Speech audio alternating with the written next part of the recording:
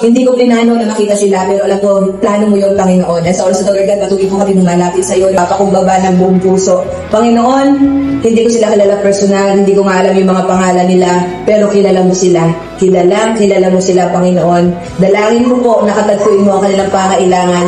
Hindi ko alam yung laman ng puso at isipan nila, Lord. Hindi ko alam yung mga bawat lihim nilang pag-iyak. Hindi ko alam, Panginoon, yung sigaw ng isip nila, Lord God, yung mga panalangin nila bilang isang nanay, bilang isang asawa, bilang isang tatay, bilang isang ina, bilang isang kaibigan, bilang isang anak. Lord, naniniwala po kami sa iyong salita na sinabi mo na wala pang pagsubok na dumating sa inyo na didinanas ng lahat ng tao. Tapat ang Diyos at hindi mo kami susubukin na higit sa aming makakaya. Sa halip pagdating ng pagsubok, bibigyan mo kami ng lakas para mapagtagumpayan mo yun. Lord, wala kang ipinangako na magiging madali ang buhay.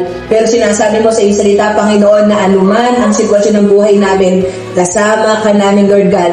Mapagtatagumpay namin yung bibigyan mo kami ng lakas. Salamat po, Diyos, sa iyong makulay at pagsapa sa pangalan mo lamang, Jesus. Amen. Amen. Kay Panginoon Jesus, sa oras na to, tinatanggap kita sa aking puso. Ikaw na po ang maghari sa aking buhay mula ngayon at magpakilanman. Sa pangalan mo lamang, Jesus. Amen.